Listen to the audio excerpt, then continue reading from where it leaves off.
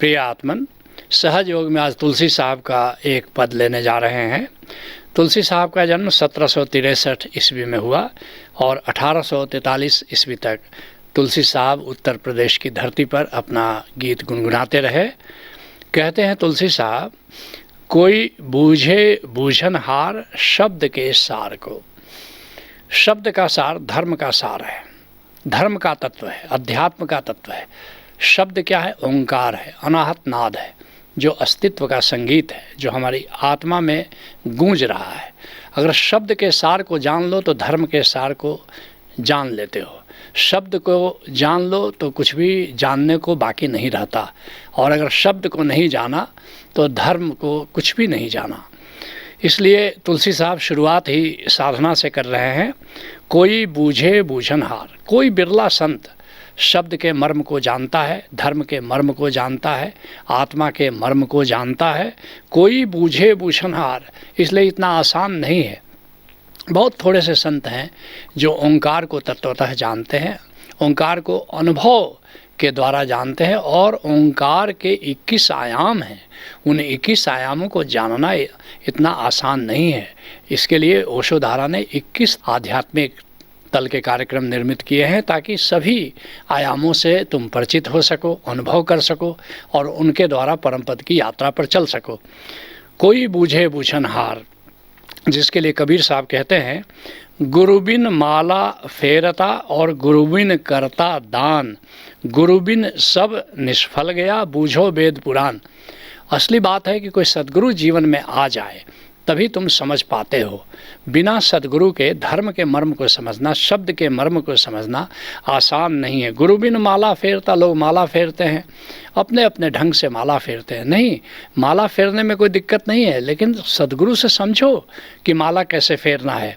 गुरुबिन करता दान, कुछ लोग समझते हैं कि दान और पुण्य करके धर्म के मर्म को समझ लेंगे। नहीं, दान करना अच्छी बात है, लेकिन गुरु के द्वारा जुड़ करके अगर दान करो तो परमात्मा की ओर गति होती है, परमात्मा की ओर यात्रा होता है।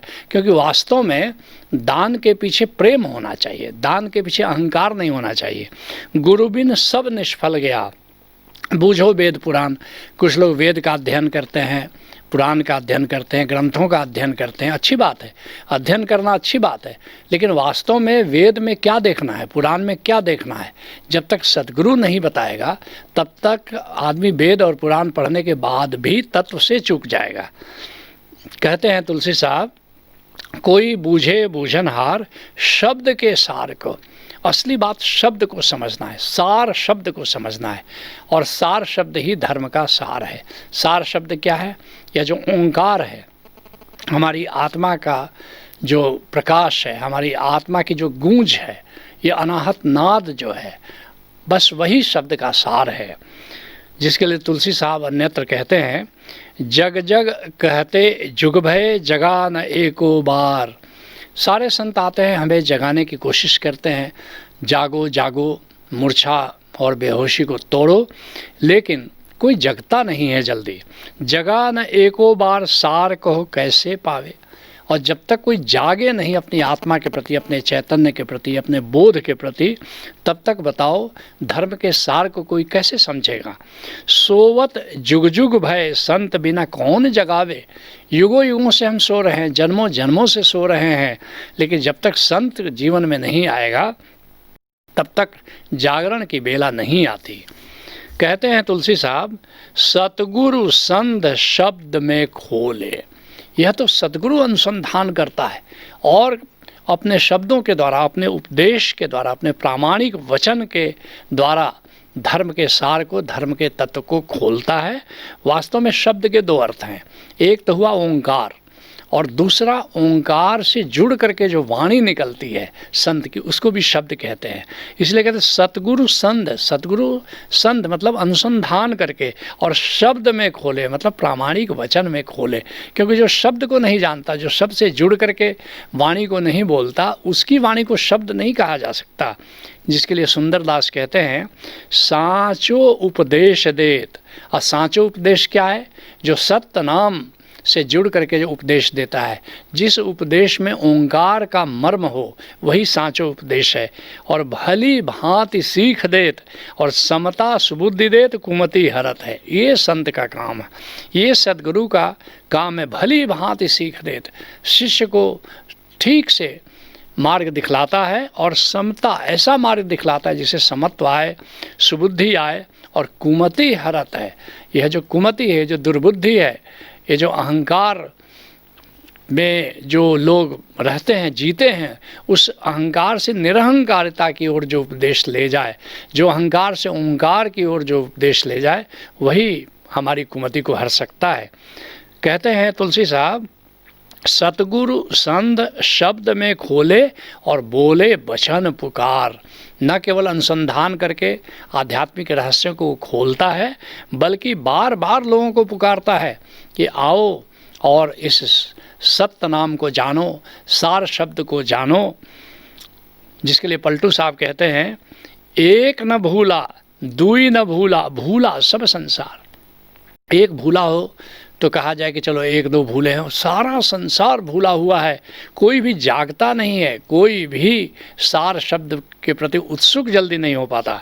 और पलटू दास हम कहा पुकारी, अवना दोष हमारा। कहते हैं पलटू साहब कि हमने अब पुकार दे दी है, हमने आवाज़ दे दी है, हमने आह्वान कर दिया है, अब ये मत कहना कि कोई मिला ही नहीं हमें बताने वाला सार शब्द को। कहते हैं तुलसी साहब, आगम अडोल ढोल के धम के। बहुत ही रहस्यमयी बात कह रहे हैं। कहते हैं कि ये सारा अस्तित्व वो गूंज रहा है। अगम लोग किसको कहते हैं? अगम लोग कहते हैं जो एक परमानंद अस्तित्व है, उसको अगम लोग कहते हैं। और कहते हैं वो अडोल है, वो अचल अस्तित्व है। ये अचल तत्व बहुत ही रहस्यमय है। अचल तत्व ओशोधारा के जब 18वें तल के आध्यात्मिक कार्यक्रम में आओगे तो उस समय इस अचल और अडोल तत्व को जानोगे। ये सारा अस्तित्व अचल है, ये सारा संसार चल है और सारा अस्तित्व अचल है। परमात्मा अचल है और परमात्मा के अतिरिक्त सब कुछ यहाँ पर चल है।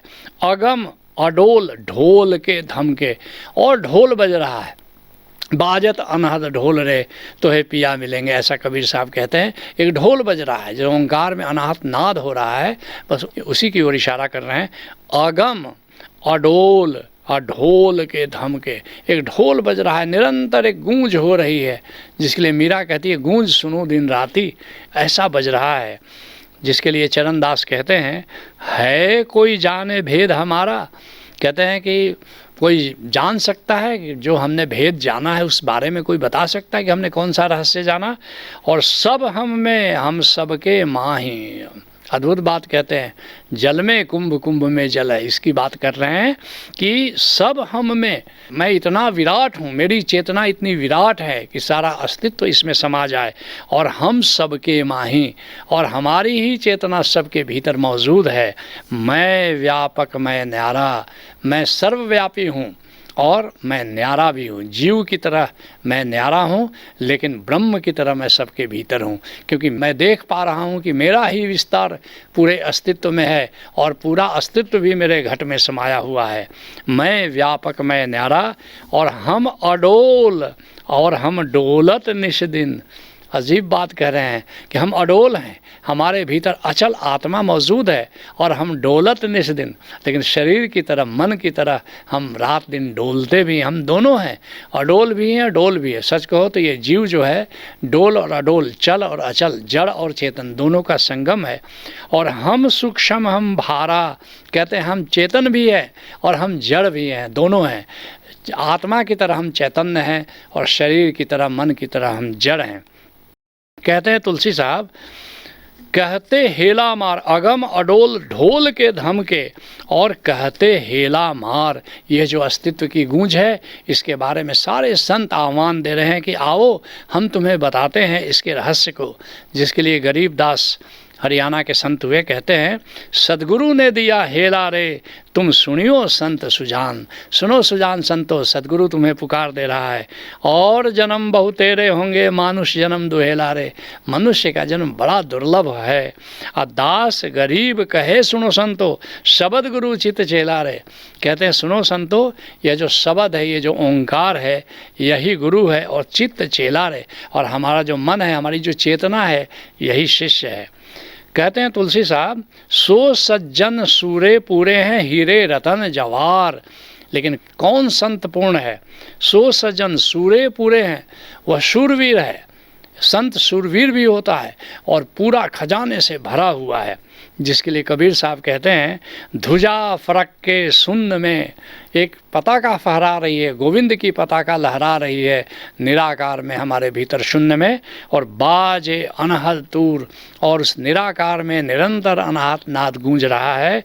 और तकिया है मैदान में, और उस निराकार के मैदान में हमने अपना आश्रय बना रखा है। और पहुँचेगा कोई सूर, लेकिन उस निराकार के मैदान में कोई शूरवीर संत ही पहुँच सकता है। कहते हैं तुलसी साहब, सो सज्जन सूरे पूरे हैं, वो शूरवीर भी है और पूरा भी है। क्या चीज़ से पूरा है? हीरे रतन जवाहर। बस हीरा रतन जवाहर, नाना प्रकार के रतन, राम रतन धन उसमें छुपा हुआ है। जिसके लिए दादू साहब कहते हैं घट घट राम ही रतन है दादू लखे न कोई। हर घट में वो राम रतन है, लेकिन कोई देख नहीं पाता उसको। सदगुरु शब्दों पाइए सहजे ही गम होए। लेकिन सदगुरु के उपदेश से, सदगुरु के दिखाए मार्ग से निश्चित ही हम उस शब्द को, उस खजाने को पा सकते हैं और सहज ही उस निराकार में जा सकते हैं जहाँ वो खजाना है। कहते हैं तुलसी साहब, उनके संग रंग रस पीवे। ऐसे संतों के साथ आनंद का रस, राम रस पियो और अमरी सुरति संवार। और वह जो अमृतमय सुरति है उसको उस निराकार में ले जाओ। तुलसी तंत संत का मार्ग, और ये जो तत्व का मार्ग है यही संत का मार्ग है। और वहीं पर ध्यान ले जाना है, वहीं सुरति ले जाना है। और अमली अतर निकार, और वहाँ जा कर के तुम मस्त हो जाते हो और एक खुशबू फैल जाती है, एक दिव्य सुगंध फैली रहती है उस निराकार में। और सूंघत अंग संग सब भीजे, और उस दिव्य गंध को जब लेते हो तो पूरा रोम रोम उससे भीग जाता है, पूरा रोम रोम उससे सुगंधित हो जाता है। और बरसे अखंडित धार, और उस निराकार में अमृत की नदी बह रही है, अमृत का झरना जैसे बह रहा है। जिसके लिए पलटू साहब कहते हैं भजन अखंडित ला गई जस तेल की धारा। और अखंड सुमिरन वहाँ जाकर के होता है जैसे तेल की धारा अखंडित गिरती है। और पलटू दास दंडवत करी तेहि बारंबारा। ऐसा संत जो उस अखंड अमृत की धारा में स्नान करता है उसे मैं बार बार नमस्कार करता हूँ। तुम भी किसी कामिल मुर्शिद से जुड़ो, उस अमृत तत्व को जानो और निराकार में जाकर उस अमृत के झरने में स्नान करो। यही सहयोग है। हरि ओम तत्सत।